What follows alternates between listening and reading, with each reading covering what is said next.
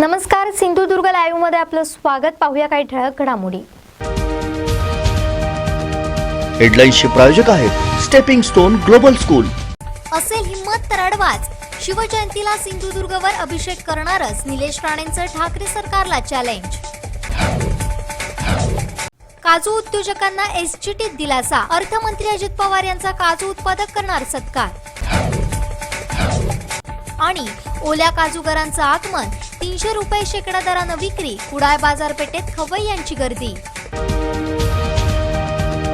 हेडलाईन्सचे प्रायोजक आहेत stepping stone global school. Stepping stone global school वर्तमान आणि भविष्याचा विचार करता डिजिटल वर्ग, विज्ञान प्रयोगशाळा, प्रशस्त क्रीडांगण आणि अत्याधुनिक सुविधांनी परिपूर्ण. मॅथ्स, ट्युशन पिरियड, ट्रॅव्हलिंग फॅसिलिटीही उपलब्ध. सीबीएसई बोर्डाशी संलग्न प्रशालय. संपर्कासाठी क्रमांक 9545 520604. आता पाहूयात सविस्तर बातम्या. Throw has a shelf life of 2 years and is effective against accidental kitchen fires, small domestic fires, inflammable liquid fires, and electrical fires, where small fires quickly turn into raging infernos. But now, you are equipped to prevent disasters. Simply pick, aim, and throw. Be fire ready. शिवजयंतीच्या पार्श्वभूमीवर सरकारनं मनाई आदेश जारी केलेत. यावरून भाजपचे प्रदेश चिटणीस माजी खासदार निलेश राणे चांगलेच भडकलेत. असेल हिम्मत तर ठाकरे सरकारनं मला थांबवून दाखवावं, असं आव्हान निलेश राणेंनी दिलंय. भाजपचे प्रदेश सचिव माजी खासदार निलेश राणे आणि ठाकरे सरकार यांच्यामधील संघर्ष अधिक पेटण्याची शक्यता निर्माण झाली आहे. त्याला आता कारण ठरतंय शिवजयंती. सरकारनं शिवजयंती आणि होणाऱ्या विविध कार्यक्रमांच्या पार्श्वभूमीवर मनाई आदेश लागू केले. यावरून निलेश राणे ठाकरे सरकारवर चांगलेच भडकल्याचं दिसतंय. एकीकडे मंत्र्यांचे वाढदिवस, पदग्रहण सोहळे हजारोंच्या गर्दीत होत असताना केवळ शिवजयंतीलाच बंधन का, असा सवाल निलेश राणे यांनी उपस्थित करून याचा तीव्र निषेध केलाय. या संदर्भात त्यांनी ट्विट केलंय. नेमकं काय म्हणालेत निलेश राणे, पाहूयात. निलेश राणे म्हणतायत, सिंधुदुर्ग किल्ल्यावर 19 फेब्रुवारीला छत्रपती शिवाजी महाराजांच्या जयंतीनिमित्त मी दरवर्षीप्रमाणे महाराजांच्या मंदिरात अभिषेक करणार आहे. मोठ्या संख्येनं माझ्यासोबत शिवभक्त असतील. असेल हिम्मत तर ठाकरे सरकारनं मला थांबवून दाखवावं, असं आव्हान निलेश राणेंनी दिलंय. तुम्हाला जर हा व्हिडिओ आवडला असेल तर लाईक करा, शेअर करा आणि सबस्क्राईब करायला विसरू नका. Throw has a shelf life of 2 years and is effective against accidental kitchen fires, small domestic fires, inflammable liquid fires, and electrical fires, where small fires quickly turn into raging infernos. But now, you are equipped to prevent disasters. Simply pick, aim, and throw. Be fire ready. काजू उद्योजकांना जीएसटीचा राज्य सरकारच्या एसजीटीचा परतावा मिळणार आहे. त्याबद्दल अर्थमंत्री अजित पवार यांचा काजू उद्योजकांकडून सत्कार आयोजित करण्यात आलाय. याबाबत महाराष्ट्र कॅश्यू मॅन्युफॅक्चरर असोसिएशनचे जिल्हाध्यक्ष सुरेश भोलेकर यांनी कार्यक्रम नियोजनाबाबत माहिती दिली आहे. पाहुयात काय म्हणाले सुरेश भोलेकर. सुरेश भोलेकर, महाराष्ट्र कॅश्यू मॅन्युफॅक्चर असोसिएशनचा अध्यक्ष, आणि माझ्यासोबत आहेत सिद्धार्थ झाटिये. हे महाराष्ट्राचा उद्योग, काजू प्रक्रिया उद्योग 1917 साली सुरू झाला. हा उद्योग जवळजवळ 100 वर्ष होऊन गेली आणि ह्या उद्योगाला महाराष्ट्रात त्या मानाने काजू बी उपलब्ध नव्हता. रोजगार हमी अंतर्गत महाराष्ट्राचे मुख्यमंत्री शरदरावजी पवार यांनी 100% योजना आणून ह्या काजू बीची लागवड वाढवली. महाराष्ट्रात काजू बीची उत्पादन एवढं वाढलं की ते इतर राज्याच्या तुलनेत खूप जास्त झालं. पण काजू बीचा योग्य दर शेतकऱ्याला मिळत नव्हता. म्हणून 2010 मध्ये माननीय आमदार दीपक केसरकर साहेब यांनी तत्कालीन अर्थमंत्री तटकरे यांच्याबरोबर महाराष्ट्र कॅश्यू असोसिएशनच्या मीटिंगला घेऊन उद्योगाला भरलेला व्याट परत देण्याचं असं एक GR तयार केला आणि त्याच्यामुळे उद्योग वाढायला लागला. उद्योगाबरोबर रोजगार वाढला. महाराष्ट्रातल्या काजू बीला मागणी वाढली आणि 2010 मध्ये फक्त 43 ते 45 रुपये काजू बीचा दर होता. तो 2017 मध्ये जवळजवळ 160 रुपये दर झाला. शासनाच्या योजनेमुळे केवढा मोठा बदल पडू शकतो हे त्यावेळी लक्षात आलं. फक्त शेतकऱ्यांना 160 रुपये दर अजूनही पाहिजे होता, पण GST मध्ये डबल टॅक्सेशन लागलं. शेतकरी काजू बीवर 5% टॅक्स आणि काजूगरावर 5% टॅक्स. हा टॅक्स आम्हाला परत मिळायची योजना सुद्धा बंद झाली.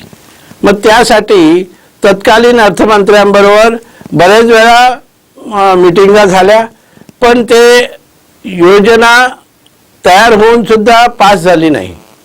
आणि 2020 मध्ये माननीय अजितदादा 7 जानेवारीला मी त्यांना भेटलो. त्यावेळी त्यांनी पहिल्या भेटीत सांगितलं की तुमच्या मनाचं समाधान होईल असं मी तुम्हाला देतो. आणि 9 जानेवारीला त्याने लगेच सगळ्या मंत्र्यांच्या समोर आम्हाला बोलून, कॅबिनेटच्या समोर बोलून एक मीटिंग घेतली आणि महाराष्ट्राचा SGST 100% तुम्हाला देण्याचं आश्वासन केलं. पण नंतर लगेच कोविडचं हे सुरू झालं, उद्योग बंद पडले. तरी पण चंदगडचे राजेशभाई पाटील यांनी जोरदार प्रयत्न करून अजितदादांबरोबर 13 जुलैला ऑनलाईन मीटिंग घेतली. अजितदादा आणि 17 अधिकारी, आदिती तटकरे, सुभाष देसाई, विविध मंत्री होते. आणि त्यावेळी महाराष्ट्रातून काजू उद्योगाकडून मी ओरोस कलेक्टर ऑफिसमधून ऑनलाईन त्यांच्यावर चर्चा करून SGST 100% देण्याचा पास झाला आणि GR पण झाला. ह्यासाठी महाराष्ट्रातल्या काजू उद्योगाला संघटित करावं, जास्तीत जास्त जे महाराष्ट्रातले काजू उद्योजक आहेत ते एकत्र यावेत आणि त्या उद्योजकांनी 25 फेब्रुवारीला होणाऱ्या कार्यक्रमात सकाळी 10 वाजता आपली नोंद करून तिथे हजेरी दाखवावी. महाराष्ट्रातला काजूगर उत्कृष्ट चवीचा आहे. सगळ्या जगात महाराष्ट्रातल्या काजूगराची तुलना कोणाबरोबरही होत नाही, कुठल्या देशाबरोबर. तर ह्याची चव महाराष्ट्रातल्या खाणाऱ्यांना मिळावी म्हणून महाराष्ट्रात काजूगर विक्रेते आहेत त्यांनी सुद्धा 5 वाजता त्या सभेला उपस्थित राहावे.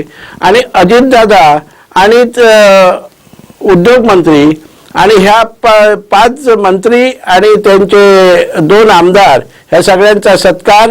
आणि त्यावेळी शासन उद्योगाला, महाराष्ट्राच्या शेतकऱ्यांना हमीभाव मागितलेला आहे आणि इथून निर्यात होण्यासाठी चालना मिळावी अशी पण विनंती केली आहे.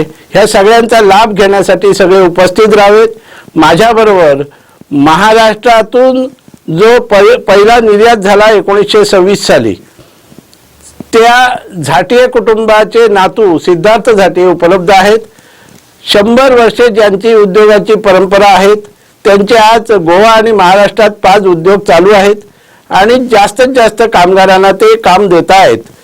तर अशा सर्व महाराष्ट्रातल्या काजू उद्योगांची तिथे उपस्थिती राहणार आहे. आपण सर्वांनी यावे आणि ह्याचा लाभ घ्यावा म्हणून महाराष्ट्र कॅश्यू असोसिएशनतर्फे मी आम्हाला सर्वांना आव्हान देतो, काजू उद्योगाने उपस्थित राहावे. सगळे महाराष्ट्राचे कारखानदारला रिक्वेस्ट करतोय की 25 फेब्रुवारीला आमचं वाशीला ॲन्युअल जनरल बॉडी मीटिंग आहे आणि आमचे अजित पवार साहेब आणि सुभाष देसाई साहेब येणार आहेत. तुम्ही आणि सगळे काजू खरेदी करणारे पण व्यापारी असणार. त्या अशा ओकेजनला तुम्ही सगळे हजर असावे कारण हा खूप मोठा फंक्शन आहे. आम्हाला गव्हर्नमेंटनी SGST परतावा सबसिडी दिलेली आहे. आम्ही आणि 3 मागणी केलेल्या आहेत. म्हणजे आम्हाला आता आमचं काजू उत्पादन आमचं इंडियामधला 30% कॅश्यू प्रोडक्शन महाराष्ट्रामधून येतोय. पण मी आता आत्मनिर्भर व्हायला हती आम्हाला आणि 10 लाख टन काजू प्रोडक्शन व्हायला पाहिजे आणि ते महाराष्ट्राकडून होणार. त्याच्यासाठी आम्ही शेतकरीसाठी हमी भाव मागतोय. आमचं महाराष्ट्र स्टेटमधून इंडियाचा पहिला एक्सपोर्ट 1928 मध्ये झालेला. तर आता आमचं टोटल एक्सपोर्ट खूप कमी झालेला आहे. आमचा आता रफली अराउंड 50 to 60 crores आहे. आम्हाला जास्तीत जास्त वाढवायचं आहे. त्याच्यासाठी एक्सपोर्टसाठी सबसिडी मागितलेली आहे. आमचं आता काजू प्रोडक्शन झालेल्यापासून आमचे कारखानदारचं प्रोसेसिंग कॅपॅसिटी पण वाढवायला पाहिजे. कम्पेअर टू बाकीचे स्टेट्स केरला, कर्नाटका, आमचं ग्रोथ खूप स्लो आहे. तो आमचं ग्रोथ वाढवायसाठी आम्ही इंटरेस्ट सबसिडी मागितली आहे गव्हर्नमेंटकडून. हे सगळं करून आणण्यासाठी आम्ही सगळे जाऊन वाशीला उपस्थित असून आम्ही मिनिस्टरला कन्व्हिन्स करू. मी तुम्हाला सगळ्यांना रिक्वेस्ट करतो, तुम्ही सगळे वाशीला या 25 फेब्रुवारी आणि एक मोठा फंक्शन आम्ही करूया. तुम्हाला जर हा व्हिडिओ आवडला असेल तर लाईक करा, शेअर करा आणि सबस्क्राईब करायला विसरू नका. Throw has a shelf life of 2 years and is effective against accidental kitchen fires, small domestic fires, inflammable liquid fires, and electrical fires, where small fires quickly turn into raging infernos. But now, you are equipped to prevent disasters. Simply pick, aim, and throw. Be fire ready. समुद्रातील मासा काही दिवसांनी संपणार आहे, त्यामुळे गोड्या पाण्यातील मासाच पर्याय आहे. दर कमी असल्यामुळे तो सर्वांच्या खिशाला परवडणारा असल्यामुळे त्यांच्याशिवाय आता पर्याय नाही, असं मत मत्स्य विभागाचे तज्ज्ञ डॉक्टर विवेक वर्तक यांनी व्यक्त केलाय. चव्हाण सरांनी फोन केला आणि म्हणाले की हा बाचा मासा 2 वर्षापूर्वी याची पार्श्वभूमी अशी आहे की आम्ही रायगडमध्ये हा ज्यावेळी प्रकल्प केला त्यावेळी चव्हाण सर तिथे पालकमंत्री होते आणि त्यांनी आमचा तो प्रकल्प बघून आमच्या विद्यापीठाला लिहिलं की आमच्या सिंधुदुर्गमध्ये अशा प्रकारचा प्रकल्प होऊ शकतो का, याची तांत्रिक पडताळणी करण्यासाठी आपण तज्ज्ञांना आमच्या इथे पाठवावं आणि हा प्रकल्प होत असेल तर त्याचं एक प्रात्यक्षिक आमच्या इथे राबवावं. आणि त्याप्रमाणे विद्यापीठाने रायगडमधून सिंधुदुर्गमध्ये आम्हाला इकडे पाठवलं आणि आम्ही तांत्रिक पडताळणी केली असता गोवा हे जवळ मार्केट असल्यामुळे बासा हा मासा इथे खूप चांगल्या प्रकारे होऊ शकतो अशा प्रकारे अहवाल दिला आणि स्वतः चव्हाण सरांनी ते उचलून धरला विषय आणि त्यांच्या स्वतःच्या तळ्यावर ते प्रात्यक्षिक राबवलं आणि तिथे चांगल्या प्रकारचं मत्स्य उत्पादन त्यांनी घेतलं. तर ते म्हणाले की नुसतं उत्पादन घेऊन उपयोग नाही तर त्याचं मार्केटिंगही महत्वाचं आहे. त्यावेळी आम्ही अशीच चर्चा केली की याच्यापासून विविध पदार्थ बनवून जर ते लोकांना आपण खायला दिले तर या माशाची चव लोकांना कळेल आणि मार्केट आपसुकच निर्माण होईल. आपल्या सर्वांना माहिती असेल की समुद्रातील मासा 2048 साली संपुष्टात येणार आहे आणि त्यावेळी आपल्या सगळ्यांकडे जो पर्याय आहे तो गोड्या पाण्यातील मत्स्यशेतीच असेल. आणि किंबहुना आपण विचार केला तर समुद्रातील मासा हा आज 800 ते 1200 रुपये किलो आहे. त्या मानाने गोड्या पाण्यातील मासा आहे त्याला दर कमी असल्यामुळे तो सर्वांच्या खिशांना परवडणारा असल्यामुळे त्याच्याकडे सर्वांनी केंद्रित होणं आणि तो मासा खाणं ही फार गरजेची गोष्ट आहे. आणि आज या महोत्सवाच्या माध्यमातून सगळ्यांना ती चव चाखायला मिळाली. चव्हाण सर मला म्हणाले की तुम्ही या आणि आमचे हे पदार्थही बघा की कसे बनलेत आणि मी खरंच सांगतो की सर्व पदार्थ खूप चांगले बनलेत आणि किंबहुना मी आपल्यापैकी कोणाला तरी अशी एक सजेशन देऊ इच्छितो की भविष्यात सिंधुदुर्गमध्ये कुठल्या तरी एका आउटलेटमध्ये हे सर्व बासा माशाचे पदार्थ जर कोणी ठेवले तर नक्कीच एक चांगला व्यवसाय उदयास येऊ शकतो.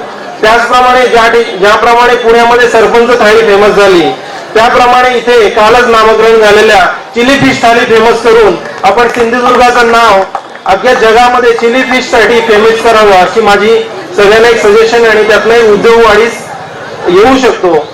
आज इथे मला बरंच बोलायचं होतं, सर म्हणाले मार्गदर्शन करा पण त्यांनाही आता बाहेर जायचंय.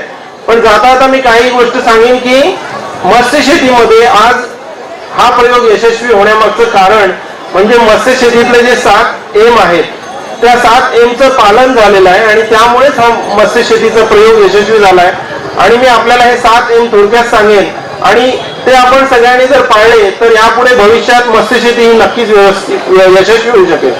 पहिला एम जो आहे तो आहे मॅन पॉवर म्हणजे तांत्रिक आणि अतांत्रिक मनुष्यबळ आपल्याकडे असणं गरजेचं आहे. दुसरा एम जो आहे तो आहे मटेरियल. कोणतीही शेती करायची झाली मग मत्स्यशेती असो किंवा इतर शेती त्याच्यासाठी लागणारं मटेरियल सामुग्री ही प्रत्यक्षात उपलब्ध आहे का हे पहिलं बघूनच मग त्या व्यवसायात उतरणं गरजेचं आहे आणि हे मटेरियल काय लागतं आणि ते उपलब्ध आहे का हे बघणं गरजेचं आहे. तिसरा एम आहे तो मेथड आहे. M for method. मेथड म्हणजे कोणतीही जर कृती आपण करतो बऱ्याचदा आपण युट्यूबवर बघतो की हे करायचं पण प्रत्यक्षात ती मेथड कशी आहे प्रॅक्टिकली याचा अभ्यास करणं त्याचं प्रशिक्षण घेणं आणि ती प्रत्यक्ष जाऊन बघणं हे फार गरज असते. आणि तरच ती मेथड यशस्वी होऊ शकते आणि त्याच्यातला एक चांगला उद्योग निर्माण होऊ शकतो. चौथा जो एम आहे तो आहे महत्वाचा विटॅमिन एम म्हणजे मनी. कारण की आपल्याकडे सगळं असेल पण जर विटॅमिन एम नसेल तर हा प्रकल्प चालू होऊ शकत नाही. आणि मनी नसेल मग मनी किती आहे त्याप्रमाणे प्रोजेक्टची आखणी करायची. म्हणजे आपलं जर आपल्याकडे 1 लाख असेल तर 1 लाखाचा प्रोजेक्ट करावा. नाहीतर मग काय होतं आपण 5 लाखाचा प्रोजेक्ट टाकतो आणि आपल्याकडे असतात 1 लाख, मग मध्ये तो प्रोजेक्ट बंद पडतो आणि आपण अपयशी होतो. नंतरचा जो एम आहे तो आहे मॅनेजमेंट. ह्या सगळ्या गोष्टी असतील आणि आपण मॅनेजमेंट मध्ये चुकलो तर आपला प्रोजेक्ट अयशस्वी होऊ शकतो. आणि सर्वात शेवटचा लास्ट बट नॉट लिस्ट म्हणजे मार्केटिंग. आणि ज्याच्यासाठी आज आपण इथे जमलेलो आहोत, मार्केटिंग हे महत्वाचं आहे. कोणतेही प्रोड्युसर असेल त्याला मार्केट नसेल तर तो व्यवसाय यशस्वी होऊ शकत नाही. त्याच्यामुळे मार्केटिंग हा सर्वात शेवटचा एम असला तरी त्याला पहिलं घ्यायचं. व्यवसाय सुरू करताना पहिल्यांदा त्याचं मार्केट बघून मगच त्याच्यावर उतरणं गरजेचं आहे. असे हे 7 एम आहेत मत्स्य शेतीमधले. त्याचं आपण पालन केलं तर नक्कीच यशस्वी होऊ शकेल. आज वेळेअभावी आपल्याला जास्त मला सांगता येत नाहीये, पण आपल्याला या बाबतीत अधिकाधिक मार्गदर्शन पाहिजे असल्यास आमची मत्स्यविद्या शाखा आहे डॉक्टर बाळासाहेब सावंत कोकण कृषी विद्यापीठाअंतर्गत. त्याचं मुळ्यामध्ये एक कॉलेज आहे, डॉक्टर सावंत सर इथे असतात, ते त्याच्यावर मार्गदर्शन करतात. रत्नागिरीमध्येही आमचं कॉलेज आहे आणि मुंबईमध्ये आणि पनवेलमध्ये अशी आमची केंद्र आहेत. तिथे येऊन आपण याचे प्रत्यक्ष प्रयोग बघू शकता, त्याची माहिती घेऊ शकता. तुम्हाला जर हा व्हिडिओ आवडला असेल तर लाईक करा, शेअर करा आणि सबस्क्राईब करायला विसरू नका. बातमीपत्रात घेऊया छोटीशी विश्रांती.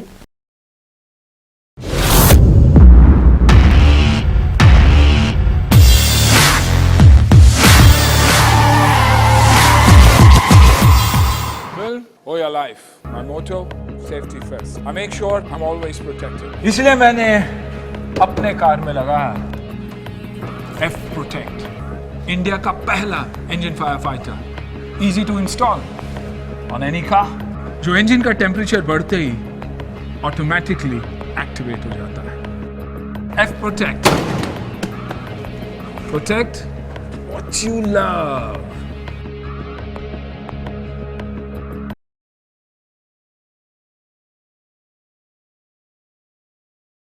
रब्बी हंगाम सुरू झालाय, चला तर मग वाट कसली बघताय. आजच भेट द्या मेसर्स प्रभू कृषी सेवा केंद्र व प्रभू कृषी मार्टला. सिंधुदुर्ग जिल्ह्यात कृषी क्षेत्रासाठी अत्याधुनिक अवजारे व बियाणे पुरवणारे अग्रगण्य दालन. पॉवर विडर घ्यायचाय तर कृषी अवजारांचे सुसज्ज दालन प्रभू कृषी सेवा केंद्रातूनच. अगदी लहानांपासून थोरांपर्यंत हाताळण्यास सोपे असणारे पॉवर विडर सुद्धा उपलब्ध. विविध कंपन्या आणि सर्व प्रकारच्या कृषी अवजारांसाठी आजच संपर्क करा. सर्व प्रकारचे power tiller, grass cutter, power spares, power weeder, भात कापणी यंत्र, भात मळणी यंत्र, खड्डे खोदण्याची मशीन, मनुष्यचलित भात लावणी यंत्र, वॉटर पंप, सर्व प्रकारचे गार्डन टूल्स, बी बियाणे व ताडपत्री सर्व काहींचं सुसज्ज दालन. प्रभू कृषी सेवा केंद्र व Prabhu agri mart Kudal. Honda, Aspee agro equipment, फोकर्स India private limited, E agro care, Kisan Kraft, Benson agro, Samson, Krishidhan seeds, Nirmal seeds, Mahabeej महामंडळ आदी कंपन्यांचे अधिकृत विक्रेते. सिंधुदुर्ग जिल्ह्यातील शेती अवजारे पुरवणारे विश्वसनीय नाव प्रभू कृषी सेवा केंद्र व प्रभू ॲग्री मार्ट कुडाळ. आमच्या शाखा कुडाळ, वेंगुर्ला, कसाल व दोडामार्ग. आमचा पत्ता भोगटे कंपाऊंड, उद्यमनगर, कुडाळ. संपर्क 9423 30 41 73, 90 11 39 76 63 आणि 72 63 83 23 99.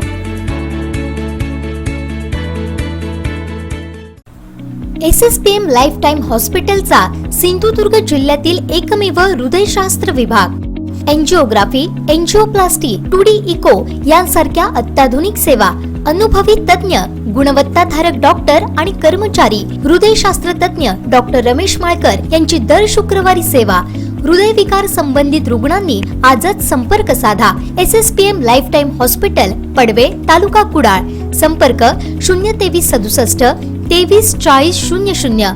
सौ दुर्वा गंगावणे 97 70 05 60 76. श्री सिद्धेश रासम 83 55 88 56 67. श्री अनिल कुडपकर 94 20 90 76 61. श्री गणेश झगडे 9004 75 63 15.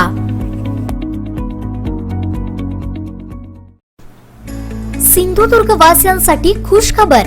SSPM लाईफटाईम हॉस्पिटल व्यवस्थापनाचा मोठा निर्णय. अस्थिरोग तज्ञ, सामान्य औषध विभाग तज्ञ, दंतविकार तज्ञ, त्वचारोग तज्ञ, नेत्रविकार तज्ञ, स्त्रीरोग तज्ञ, बालरोग तज्ञ, सामान्य शस्त्रक्रिया या सर्व OPD तपासणी, सल्ला, मार्गदर्शन केवळ 10 रुपयात.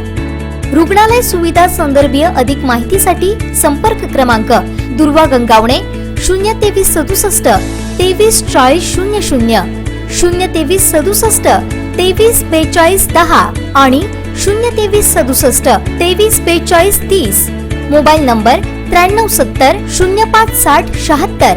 अरविंद कुडतरकर 93 25 23 25 62. अनिल कुडपकर 94 20 90 76 61. विष्णू गोसावी 78 75 13 95 79. कैलास यादव 84 21 32 06 38. पत्ता SSPM medical college lifetime hospital Padve Sindhudurg.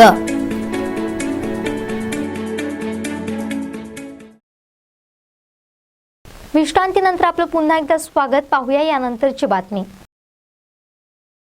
Throw has a shelf life of 2 years and is effective against accidental kitchen fires, small domestic fires, inflammable liquid fires, and electrical fires, where small fires quickly turn into raging infernos. But now, you are equipped to prevent disasters. Simply pick, aim, and throw. Be fire ready. राज्य सरकारने अटी घातल्या तरी या अटी झुगारून दरवर्षीप्रमाणे याही वर्षी मोठ्या उत्साहात अखिल भारतीय मराठा महासंघाच्या वतीने शिवजयंती उत्सव साजरा करण्यात येणार असल्याची माहिती महासंघाचे सिंधुदुर्ग जिल्हाध्यक्ष ॲडव्होकेट सुहास सावंत यांनी पत्रकार परिषदेत दिली. पाहुयात काय म्हणाले सुहास सावंत. यावर्षी सुद्धा त्याच उत्साहाने शिवजयंती साजरी केली जाणार आहे. अखिल भारतीय मराठा महासंघ कुडाळच्या मार्फत सकाळी 5 वाजता मराठा समाजाचे कार्यकर्ते हे मालवण किल्ल्यावर जातील आणि दौडीने शिवज्योत ही कट्टा, ओरोस, पंडूर या मार्गाने SRM कॉलेजकडे शिवज्योत येईल आणि तिथून मिरवणुकीने मग शहरामध्ये ती दौड फिरवली जाईल आणि त्यावेळी एक सकाळी रॅली काढली जाईल.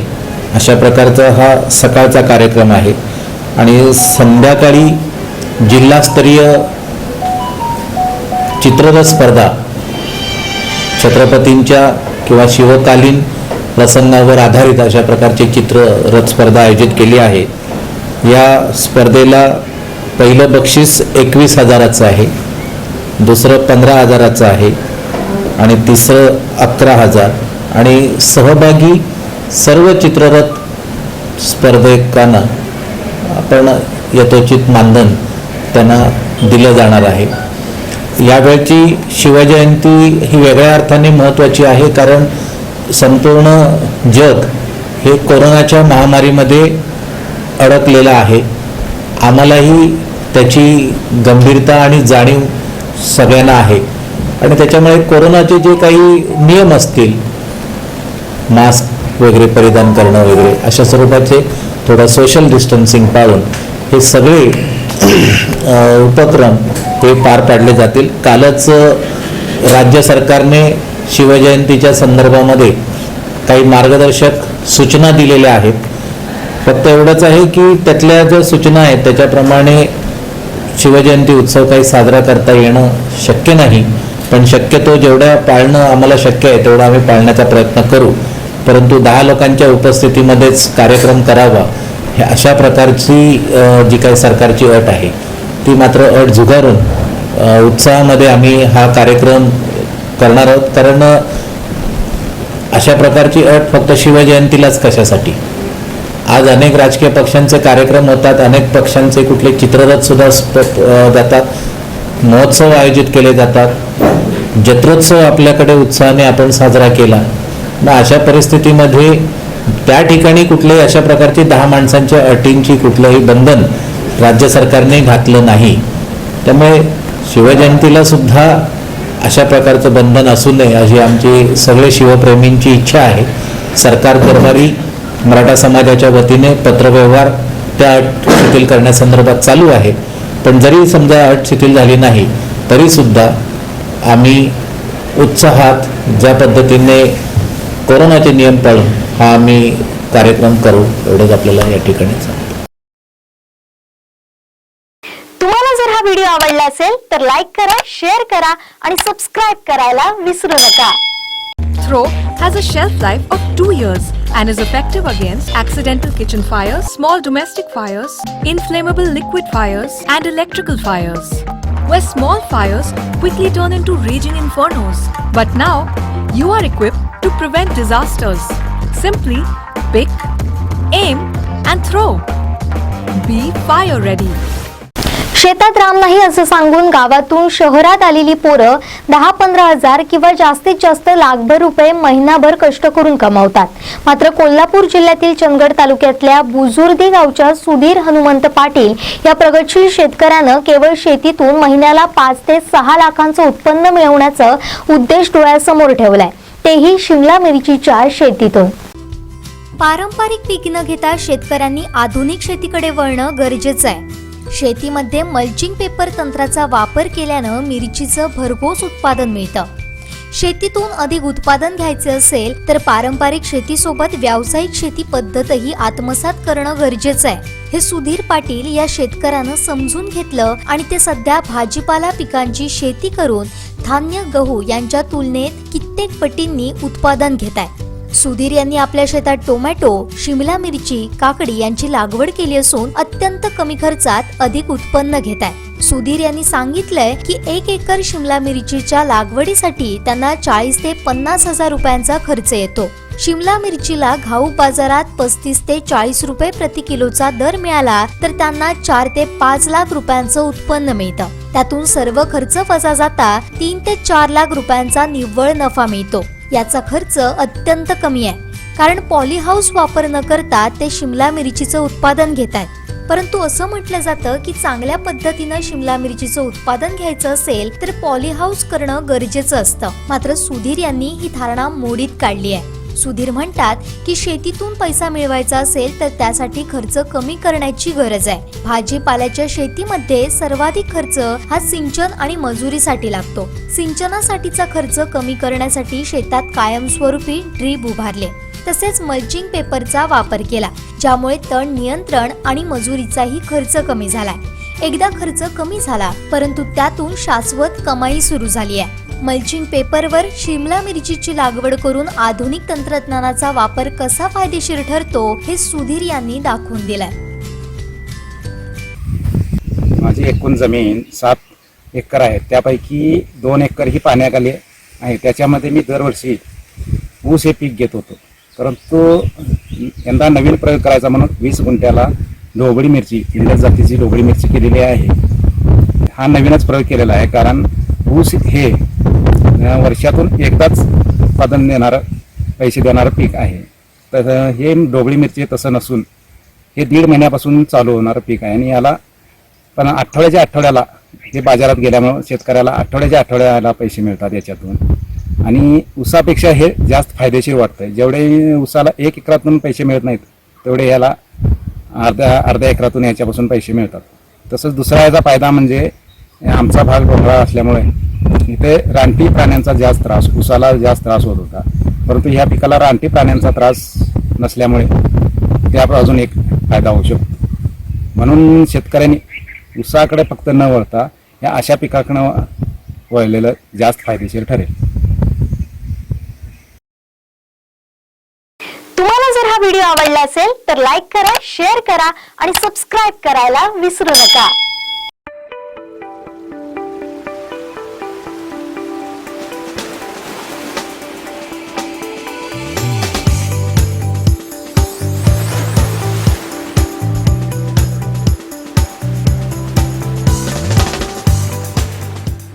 संतश्री सेवालाल महाराजांचा 282वा जयंती उत्सव जिमखाना मैदाना इथं पार पडला. बंजारा समाजाच्या वतीनं सावंतवाड इथं जयंती साजरी करण्यात आली. या कार्यक्रमाचं उद्घाटन भाजप जिल्हाध्यक्ष राजन तेली यांच्या हस्ते करण्यात आलं. दीपप्रज्वलन, प्रतिमा पूजनानं कार्यक्रमाला सुरुवात करण्यात आली. यावेळी तहसीलदार राजाराम म्हात्रे, नगराध्यक्ष संजू परब, भाजप जिल्हा चिटणीस महेश सारंग, माजी आरोग्य सभापती ॲडव्होकेट परिमल नाईक यांची प्रमुख उपस्थिती होती.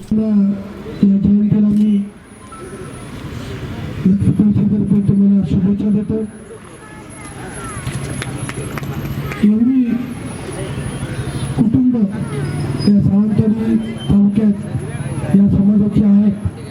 आज मी या माझ्या प्रत्यक्ष ठिकाणी बघतो आणि तुमचा एकोपा बघून एक खरंच मनाला बरं वाटलं की समोर असं चित्र दिसतं की प्रत्येक कुटुंबातला प्रत्येक माणूस इथं हजर आहे. तुमचा एकोपा पाठेकराने असाच ठेवो आणि तुमच्या आयुष्यात सुख समाधान नांदो असं मी पाठेकरच्यांनी प्रार्थना करतो. सावंतवाडी नगरपालिका हद्दीमध्ये जी या समाजाची लोक इथं वसलेली आहेत त्यांचं कुठचंही काम नसून दे त्यांनी निसंकोचपणे नगरपालिकेत यावं. जी आपली काही कामं असतील ती करून घ्यावीत.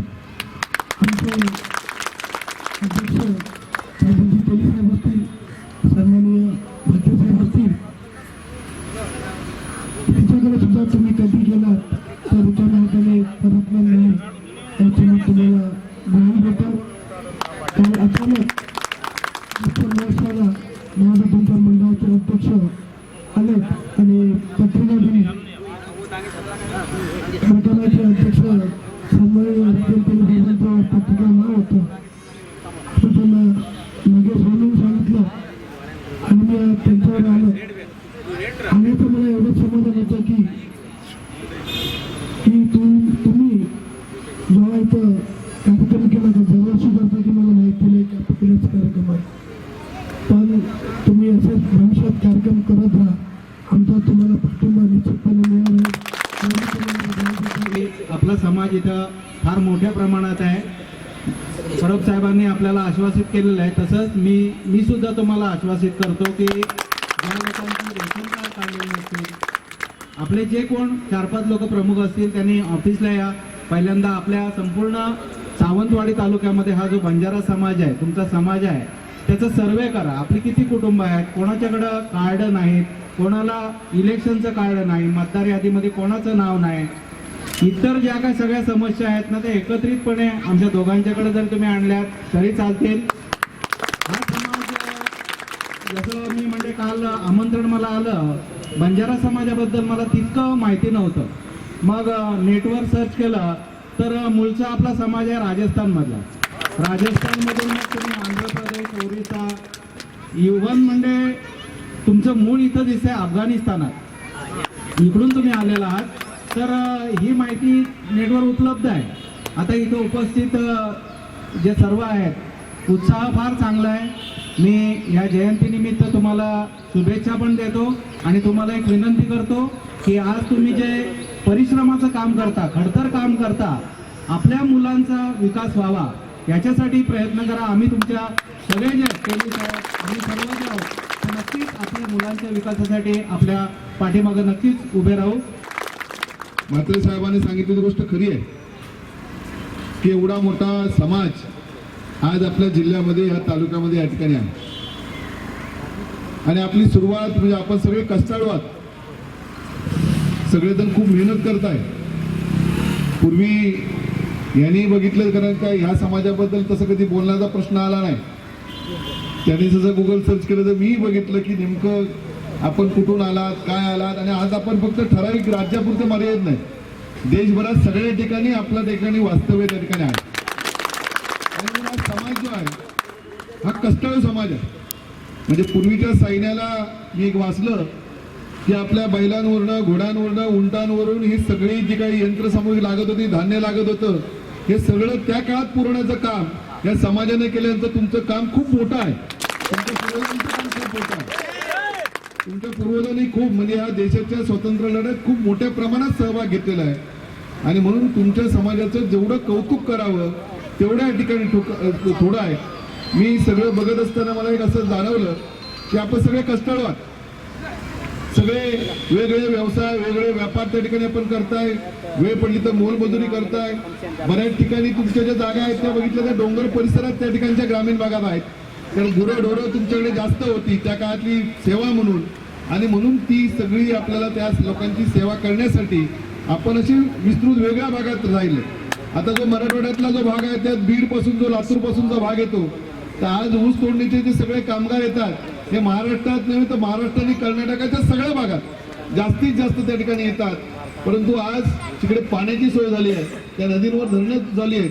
आणि मला निश्चित आनंद आहे की पूर्वी मी बघितलं तर सुरुवातीपासून आपला समाज म्हणजे विजापूर पासून या भागात पण या ठिकाणी यायचा, बीड पासून इकडे पण यायचा. परंतु तिकडे सुद्धा आता कर्नाटकात मोठमोठी आता धरणं झाल्यामुळे तो समाज स्वयंपूर्ण स्वतःच्या पायावर उभं राहण्यासाठी शेतीवाडी आता मोठ्या प्रमाणात करायला लागला.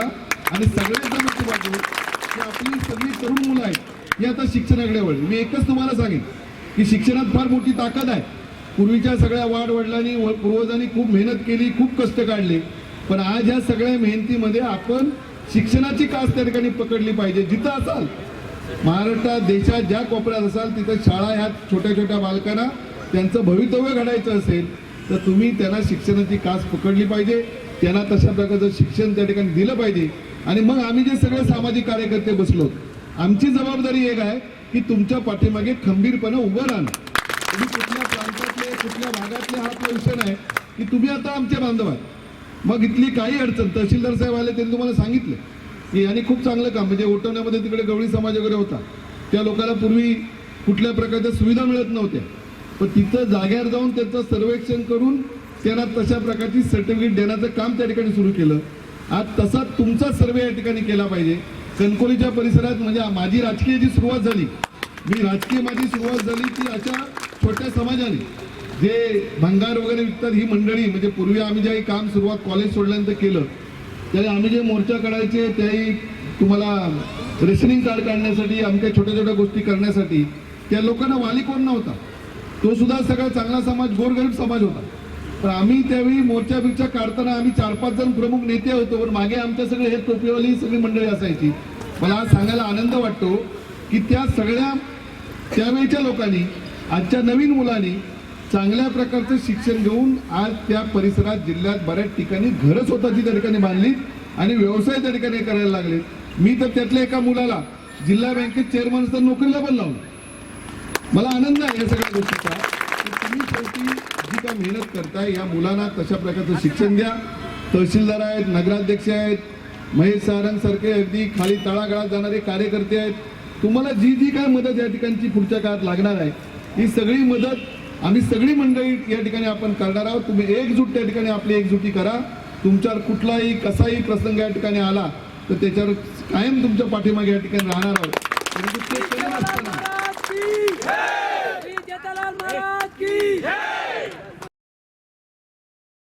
तुम्हाला जर हा व्हिडिओ आवडला असेल तर लाईक करा, शेअर करा आणि सबस्क्राईब करायला विसरू नका. Throw has a shelf life of 2 years and is effective against accidental kitchen fires, small domestic fires, inflammable liquid fires, and electrical fires, where small fires quickly turn into raging infernos. But now, you are equipped to prevent disasters. Simply pick, aim, and throw. Be fire ready. सावंतवाडीत सुरू असलेल्या मत्स्य महोत्सवाचा रविवारी शानदार समारोप झाला. 3 दिवस सुरू असलेल्या या गोड्या पाण्यातल्या माशांच्या महोत्सवाला कोकणवासियांचा भरभरून प्रतिसाद मिळाला. सिंधू आत्मनिर्भर योजना, नीलक्रांती संस्था आणि सावंतवाडी नगर परिषद यांच्या माध्यमातून सावंतवाडी इथं आयोजित करण्यात आलेल्या मत्स्य महोत्सवाचा शानदार समारोप झाला. मत्स्य खवय्यांसाठी हा महोत्सव पर्वणी ठरला. फिश चिली, शिंपल्यांचा समोसा, कटलेट अशा एकापेक्षा एक खमंग रुचकर पदार्थांची चव खवय्यांना चाखता आली. या पदार्थांचा आस्वाद घेण्याचा मोह माजी राज्यमंत्री रवींद्र चव्हाण यांनाही आवरला नाही. महोत्सवानिमित्त आयोजित मत्स्य पाककला स्पर्धेतील सहभागी खाद्यपदार्थांच्या माशांच्या स्टॉलला भेट देत गोड्या पाण्यातील माशांच्या खाद्यपदार्थांचा त्यांनी आस्वाद घेतला। यावेळी जिल्हाध्यक्ष राजन तेली, सिंधू आत्मनिर्भर अभियानाचे संयोजक अतुल काळसेकर, नगराध्यक्ष संजू परब, भाजपा महिला शहर अध्यक्षा मोहिनी मडगावकर, केतन आसगावकर, दिलीप भालेकर, बंटी पुरोहित, विनोद सावंत तसेच स्पर्धेचे परीक्षक शेफ प्रसन्ना कोदे उपस्थित होते। महोत्सवाच्या शेवटच्या दिवशी झालेल्या विविध स्पर्धांना कमालीचा प्रतिसाद मिळाला। कोरोना नंतर झालेल्या या पहिल्याच महोत्सवानं आलेली मरगळ दूर होऊन चैतन्याचं वातावरण निर्माण झालं होतं।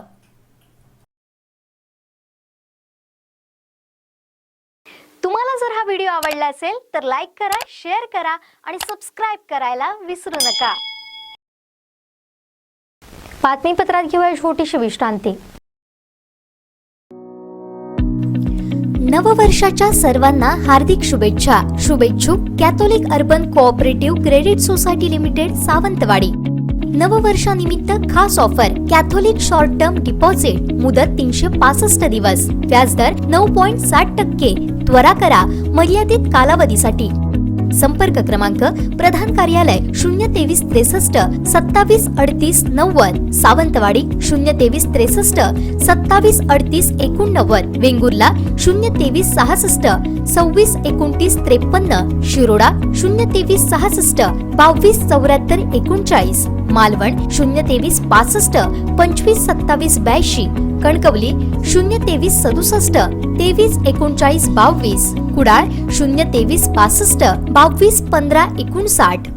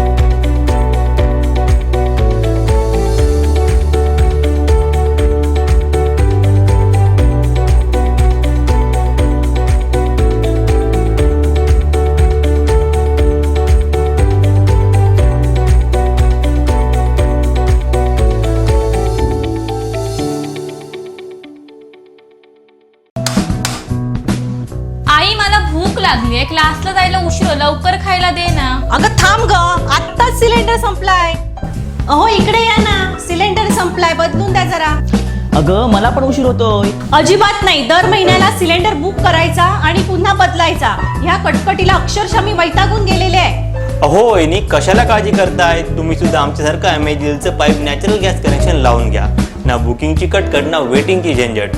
जितका वापर तितकाच आकार आणि हो सगळ्यात स्वस्त आणि सुरक्षित. अरे वा, आम्ही देखील आजच आमचं MNGL गॅस कनेक्शन रजिस्टर करतो. तुम्ही देखील नक्की करा. MNGLचं गॅस कनेक्शन सिंधुदुर्ग जिल्ह्यातील कुडाळ, वेंगुर्ला, कणकवली आणि सावंतवाडी शहरात उपलब्ध आहे. अधिक संपर्कासाठी क्रमांक 7588 090505 आणि 7588 090606. विश्रांतीनंतर आपलं पुन्हा एकदा स्वागत. पाहूया यानंतरची बातमी. Throw has a shelf life of 2 years and is effective against accidental kitchen fires, small domestic fires, inflammable liquid fires, and electrical fires, where small fires quickly turn into raging infernos. But now, you are equipped to prevent disasters. Simply pick, aim, and throw. Be fire ready.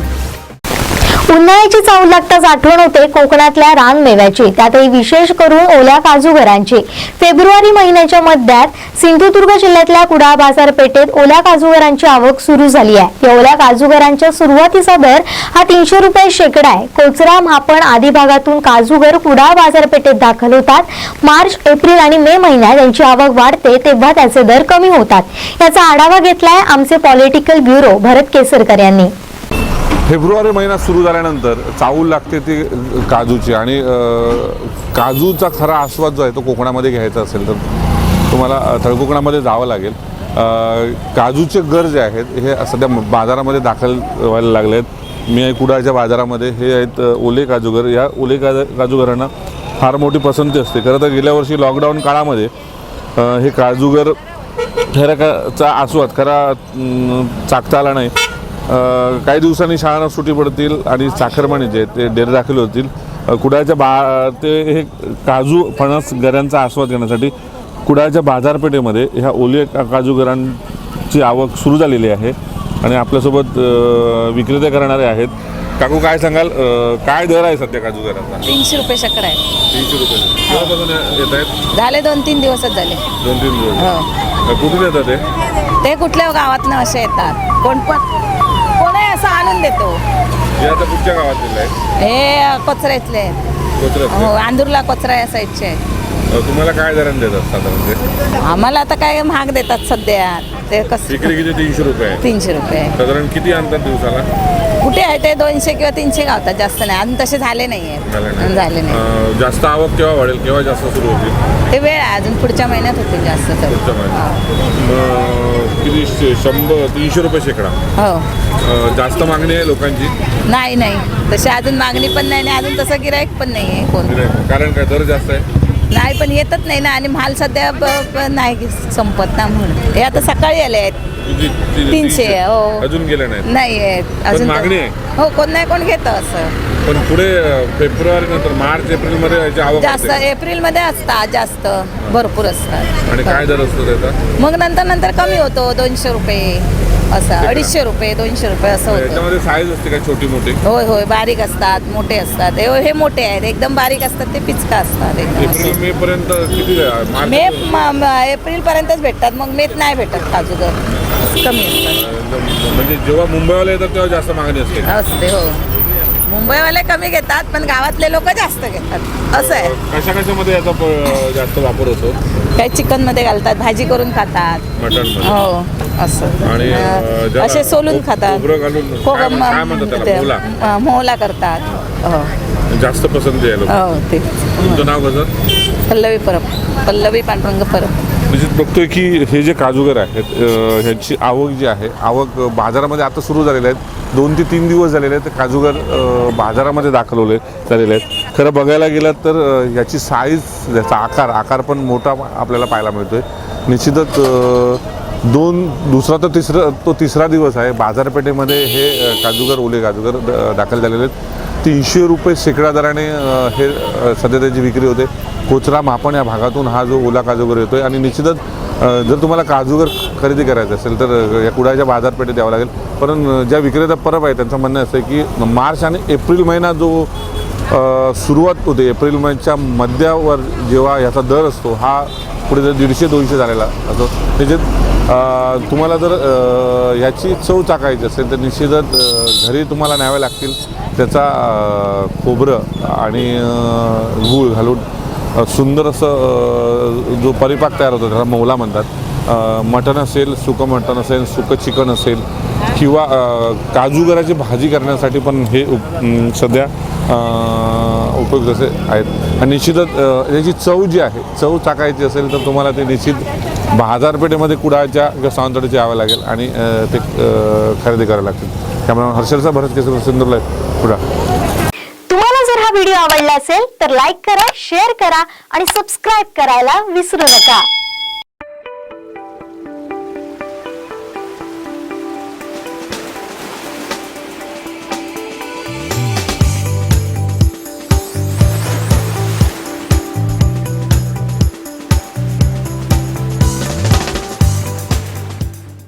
कोटूस ग्रामपंचायतीच्या सरपंचपदी भाजपचे सूरज ठाकोजी कदम तर उपसरपंचपदी भाजपच्या उर्मिला उदय कदम विराजमान झाल्यात.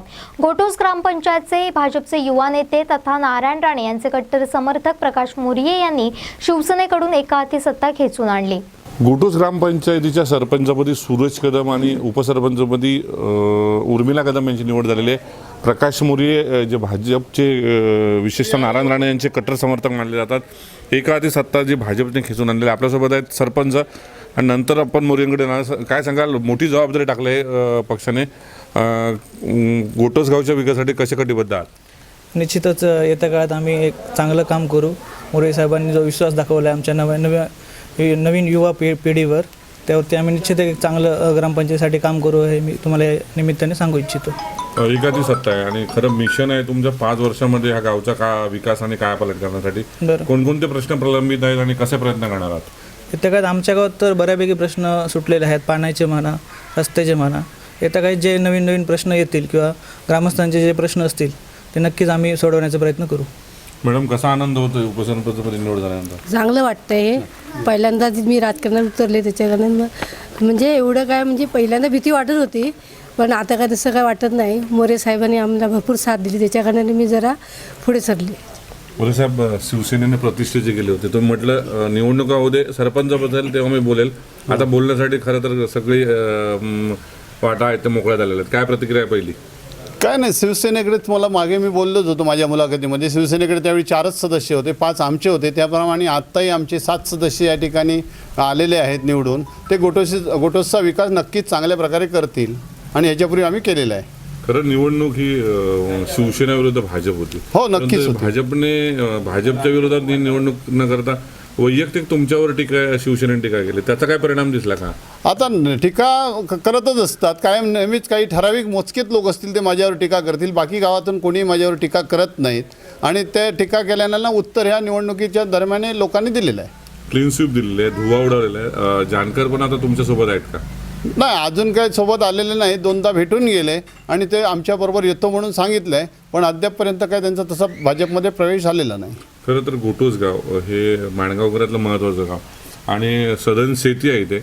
त्या दृष्टीने शेतीविषयक काही पूरक उपक्रम राबवण्यासाठी प्रयत्न आहेत काय? हो, नक्कीच आहेत. कारण आम्ही त्यावेळी आमच्या जाहीरनाम्यामध्ये आमचा जाहीरनामा तशा पद्धतीचा काढलेला होता आणि मी सोसायटी माझ्या हातात आहे, विकास सोसायटी, त्या माध्यमातून आम्ही शेतीवर जास्त लक्ष दिलं आहे. त्याप्रमाणे जिल्हा बँकेचं संचालक आहे, त्या दृष्टिकोनातून सुद्धा आम्ही चांगल्या प्रकारे नियोजन केलेलं आहे आणि ह्याचा उपयोग नक्कीच गोटोसच्या शेतकऱ्यांना होणार आहे. आणि तसं आम्ही जास्तीत जास्त बांबू शेती लागवडीवर आम्ही जास्तीत जास्त भर देणार आहोत आणि त्याचा विकास आम्ही त्या पद्धतीने शेतकऱ्यांचा करणार आहोत.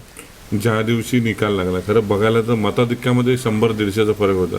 काय कारण एवढी अटीतटीची लढाई होऊन पण तुम्हाला एकतर्फी विजय मिळाला?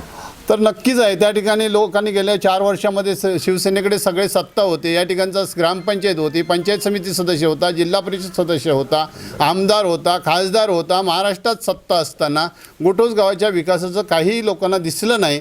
त्यामुळे त्यांनी त्या पद्धतीचं मतदान केलं आणि माझं सातत्याने काम लोकांच्या विकासाचं गेल्या 5 वर्षामध्ये चालूच होतं आणि त्यामुळे आम्हाला त्यांनी भरघोस मताने निवडून दिलं.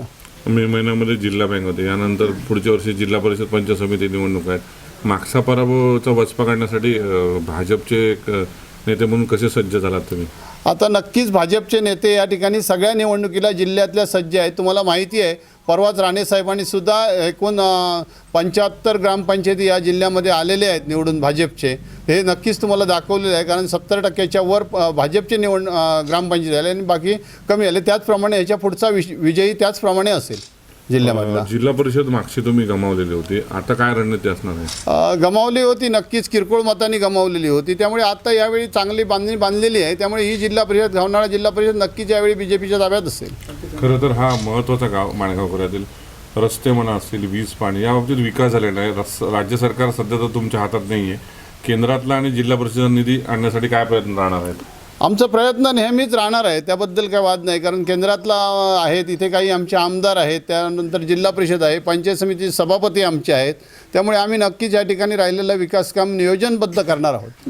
तुमच्या समोरचा रस्ता दिसतोय, याचं काम कुठेतरी रखडलंय. ते खूप दिवस झाले रखडलेले आहे. त्याच्यासाठीचा प्रयत्न आमचे चालू आहे. सातत्याने त्या कॉन्ट्रॅक्टरशी आणि कार्यकारी अभियंत्याशी आमचा संपर्क आहे आणि आता नाही झालं तर आम्ही त्या संदर्भात काय करायचं तो निर्णय आम्ही बसून घेणार आहोत.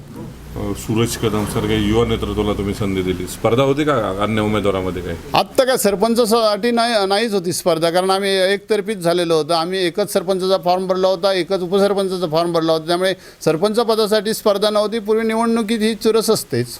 2.5 वर्षाचा फॉर्म्युला आहे की 5 वर्ष पूर्ण करतील? तो आम्ही कार्यकर्त्यांनी आम्ही ठरवणार आहोत. त्या पद्धतीमध्ये एक फॉर्म्युला चालणार आहे. तो काय आत्ताच आम्ही सांगणार नाही, कारण आमचे एक संघ सगळे सदस्य आहेत आणि एक संघ माझ्याबरोबर सगळे माझे कार्यकर्ते आहेत. ज्यांनी टीका केली, ज्या विरोधकांना या निमित्ताने काय सांगू इच्छिता? काय नाही, टीका केली त्यांना लोकांनी त्या दिवशीच उत्तर दिले. 18 तारीखला ज्या दिवशी मतमोजणी होती त्या दिवशीच उत्तर दिले आणि ते उत्तर दिल्यामुळे ते त्यांना पटलेलंच आहे. अजून काही सत्ता असताना तुमच्या ताब्यामध्ये नाहीत, ही सत्ता असताना ताब्यामध्ये घेण्यासाठी काय प्रयत्न असणार नजीकच्या काळामध्ये? काय आमची बांधणी बीजेपी पक्षाच्या मार्फत आमची बांधणी चाललेली आहे आणि त्या पद्धतीमध्ये संपूर्ण भागाभागामध्ये गावागावामध्ये बुतामध्ये बांधणी चालू आहे. आमचे तालुकाध्यक्षसुद्धा जोरदार विनायक राणे सातत्याने या माणगाव खोऱ्यात असतात. ते चांगल्यापैकी या माणगाव खोऱ्यामध्ये विशेषतः घावणारा मतदारसंघामध्ये त्यांचं लक्ष आहे. त्या दृष्टिकोनातून बांधण्याचं काम चाललेलं आहे आणि आमचे सगळे कार्यकर्ते सज्ज आहे पुढच्या निवडणुकीत. शेवटचा प्रश्न, 5 वर्षामध्ये गोटोस गाव सुजलाम सुफलाम करण्यासाठी काय विजन असणार आहे तुमचं? नक्कीच सुजलाम सुफलाम करण्यासाठी एक माणगाव खोऱ्यातला एक वेगळा गाव बनवण्यासाठी आमचा व्हिजन आहे आणि तो व्हिजन आम्ही करून दाखवू आणि त्यानंतर बोलू. तुम्हाला दिवसांदिवस एक कार्यक्रम या ठिकाणी राबेल, त्यावेळी तुम्हाला दिसेल, त्यावेळी तुम्ही समक्ष असालच. निश्चितच आपल्यासोबत होते भाजपचे नेते प्रकाश मोरे. गोटोस ग्रामपंचायत एक आधी सत्ता आल्यानंतर भाजपने फार मोठा या ठिकाणी जल्लोष केला पाहायला मिळतो. सूरज कदम आणि उर्मिला कदम हे दोन्ही उमेदवार सरपंच उपसरपंचांचे बिनविरोध निवडून आले. नंतर शिवसेनेने ज्या पद्धतीने मोरी विरुद्धची लढाई भाजप विरुद्ध न करता मोरी विरुद्ध केल्यानंतर गोटोसच्या ग्रामस्थांनी फार मोठा झटका शिवसेनेला दिला पाहायला मिळतो. निश्चितच येणारी जिल्हा परिषद आणि पंचायत समितीची दोन्ही बालेकिल्ले मोरिये कशा पद्धतीने लढवतात यावरच निश्चितच मोरिये यांच्या गावामध्ये त्यांनी केलेल्या कामांच्या विकासावरच भविष्यातले हे सगळे बलस्थाने कसे आणतात यावर पाहणं औत्सुक्याचं ठरणार आहे. कॅमेरामॅन हर्षलसह भरत केसरकर, सिंधुदुर्ग लाईव्ह, गोटोस. तुम्हाला जर हा व्हिडिओ आवडला असेल तर लाईक करा, शेअर करा आणि सबस्क्राईब करायला विसरू नका.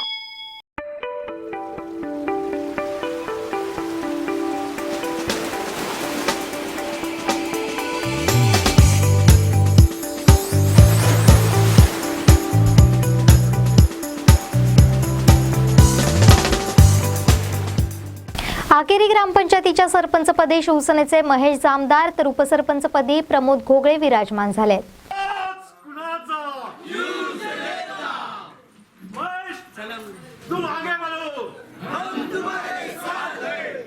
मतदारांच्या आशीर्वादाने खूप म्हणजे चांगलं वाटतं आहे. आता खुर्चीत बसून काय तर लोकांचे जे कामं आहेत ती करायला मला संधी दिलेली आहे लोकांनी, त्याच्याबद्दल मला खूपच चांगलं वाटतं. जी लोकांना आश्वासनं दिलेली आहेत गावामध्ये ती पूर्ण करणार. मी 100% पूर्ण करण्याचे प्रयत्न करणार आणि करणारच. लोकांनी आम्हाला भरघोस मताने निवडून दिल्याबद्दल पहिलं म्हणजे त्या लोकांचा आहे आम्ही आभार मानतो आणि नक्कीच लोकांनी आम्हाला निवडून दिले त्याचा आम्ही नक्कीच सार्थक करू आणि चांगलं आणि व्यवस्थित काम करू. विकास म्हणजे आम्ही आता लोकांना जे शब्द दिले आहेत ना, कुठल्या वाडीत काय काम करायचे ते आम्ही नक्कीच यशस्वी प्रयत्न करू ते कामं करण्याचे. तुम्हाला जर हा व्हिडिओ आवडला असेल तर लाईक करा, शेअर करा आणि सबस्क्राईब करायला विसरू नका.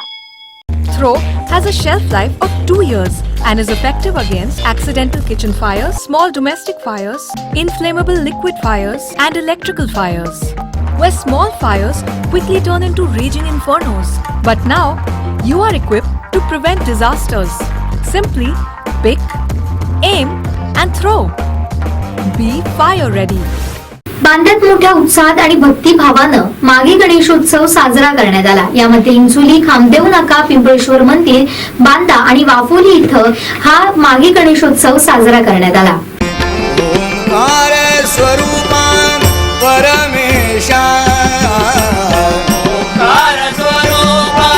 संपूर्ण जिल्हाभर मागी गणेश जयंती साजरी करण्यात आली. बांद्यात मोठ्या भक्तिभावात मागी गणेशोत्सव साजरा करण्यात आला. यामध्ये इंचोली, खामदेव नाका, पिंपळेश्वर मंदिर, बांदा आणि वाफोली येथील गणेश मंदिरात सकाळपासूनच धार्मिक कार्यक्रमांना सुरुवात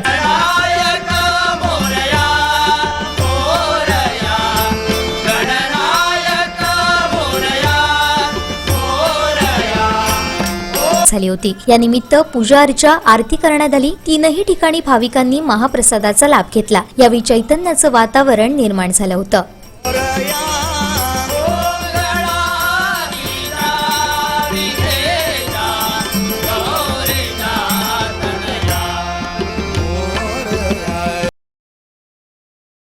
तुम्हाला जर हा व्हिडिओ आवडला असेल तर लाईक करा, शेअर करा आणि सबस्क्राईब करायला विसरू नका. शेवटी ठळक घडामोडी पुन्हा एकदा. हेडलाईन्सचे प्रायोजक आहेत स्टेपिंग स्टोन ग्लोबल स्कूल. असेल हिम्मत तर अडवाच. शिवजयंतीला सिंधुदुर्गवर अभिषेक करणारच निलेश राणेंचं ठाकरे सरकारला चॅलेंज. काजू उद्योजकांना एसजीटीत दिलासा. अर्थमंत्री अजित पवार यांचा काजू उत्पादक करणार सत्कार. आणि ओल्या काजूगरांचं आगमन. 300 रुपये शेकडा दरानं विक्री. कुडाळ बाजारपेठेत खवय्यांची गर्दी. हेडलाईन्सचे प्रायोजक आहेत स्टेपिंग स्टोन ग्लोबल स्कूल. आता इथंच थांबूया. पुन्हा भेटूया ताज्या घडामोडींचं. तोपर्यंत पाहत राहा बदलत्या कोकणचा बुलंद आवाज सिंधुदुर्ग लाईव्ह. धन्यवाद.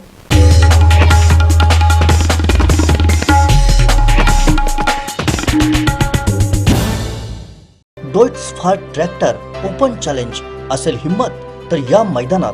डॉइट्स फार ट्रॅक्टर खरेदीवर अनुदान, प्रशासकीय लाभ मिळवण्यासाठी कृषी विभाग, कृषी अधिकारी यांच्याशी संपर्क साधा. अधिक माहितीसाठी Sindhudurg tractor agro agency Shirgaon इथं अवश्य भेट द्या. सिंधुदुर्ग जिल्ह्यातील शेतकरी बांधवांना खुश खबर. डॉइट्स फार ट्रॅक्टरची जिल्ह्यातील मेन डीलरशिप आता शिरगाव देवगड इथं. डॉइट्स फार सादर करत आहे ट्रॅक्टर मधील 3 सिरीज ट्रॅक्टरची मॉडेल आणि त्याची वैशिष्ट्ये. मॉडेल 3E सिरीज 35, 40, 42 HP मध्ये उपलब्ध. इंधन कार्यक्षम engine, constant match gearbox, diesel युक्त सह हायड्रोलिक, सर्वोत्कृष्ट बोनेट, डायग्राम क्लच, तेलात बुडालेले ब्रेक, इस्टिमेस्ट कस्टर, पूर्ण सीलबंद एक्सेस. मॉडेल ॲग्रोलक्स सिरीज 45, 50, 65 आणि 60 HP मध्ये. मॉडेल ॲग्रोमॅक्स सिरीज 45 ते 80 HP मध्ये उपलब्ध. शक्तिशाली इंजिन, सर्वोत्तम आरामदायी, तेलात बुडालेले ब्रेक, स्वतंत्र PTO, संपूर्ण सिक्रोमॅश गिअरबॉक्स, मजबूत rear axle double clutch DCIL, 4 wheel drive. सर्व इंजिन मध्ये ट्रॅक्टरची मॉडेल उपलब्ध. वेट्स for tractor sale service, fair machinery आणि शेतकरी अवजारे मिळण्याचे जिल्ह्यातील एकमेव ठिकाण Sindhudurg tractor agro agency. All India repairing workshop, Shri Pavanai मंदिरानजीक, शिरगाव, देवगड निपाणी हायवे, तालुका देवगड, जिल्हा सिंधुदुर्ग. मोबाईल 800791 9884 आणि 94052 26085. प्रोप्रायटर श्री सीताराम जाधव.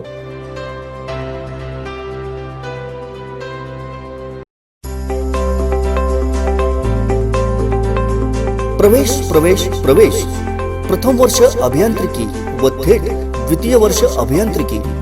सिंधुदुर्ग शिक्षण प्रसारक मंडळाचे अभियांत्रिकी महाविद्यालय कणकवली.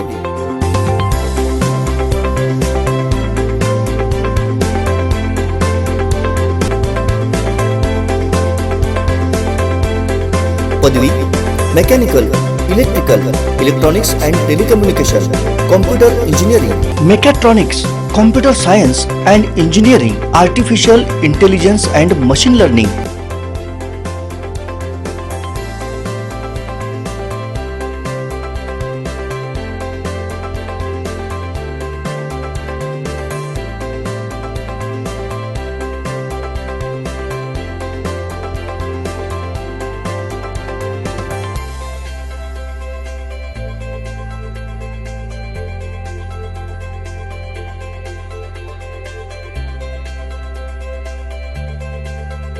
माननीय श्री नितेशजी राणे यांच्या संकल्पनेतून आणि राणे परिवाराच्या मार्गदर्शनाखाली सिंधुदुर्ग शिक्षण प्रसारक मंडळाच्या इंजिनिअरिंग कॉलेज कणकवली येथे कोकणातलं पहिलं इन्क्युबेशन सेंटर सुरू. याच माध्यमातून जिल्हा व जिल्ह्याबाहेरील युवक युवतींना आपल्या जिल्ह्यातच नोकरी आणि रोजगाराची संधी, तसंच याच इन्क्युबेशन सेंटर मार्फत स्वतःचा व्यवसाय सुरू करण्यासाठी भरीव सरकारी अर्थसहाय्य. दर्जेदार वाटचालीमुळे नॅक अंतर्गत B+ ग्रेड. आमची वैशिष्ट्ये वायफाय सह सुसज्ज 34 एकर कॅम्पस, तज्ञ अनुभवी व उच्च शिक्षित प्राध्यापक, अद्ययावत प्रयोगशाळा, इंटरनेट सह संगणक कक्ष, स्वतंत्र प्लेसमेंट विभाग, जिम, स्विमिंग पूल व सुसज्ज मैदान. महाराष्ट्र शासन केंद्र शासनाच्या GR नुसार विविध प्रवर्गातील मुलांना सवलत, अत्याधुनिक व सुसज्ज लायब्ररी, मुला मुलींसाठी स्वतः वसतिगृह, मोफत मेडिकल चेकअप, नामांकित कंपन्यांमध्ये नोकरीची संधी. प्रवेशासाठी संपर्क सिंधुदुर्ग शिक्षण प्रसारक मंडळाचे अभियांत्रिकी महाविद्यालय कणकवली, हरकुळ बुद्रुक, तालुका कणकवली, जिल्हा सिंधुदुर्ग. प्रवेशासाठी संपर्क प्रोफेसर रावसाहेब ठोंबरे 97 630 72 417, डॉक्टर महेश साटम 94 211 46 337, प्राध्यापक समीर वायंगणकर 94 216 37 803, प्राध्यापक सुयोग सावंत 94 20 455 488, प्राध्यापक वैभव माईनकर 90 498 13 870 आणि श्री अनाजी सावंत 94 22 63 38 21.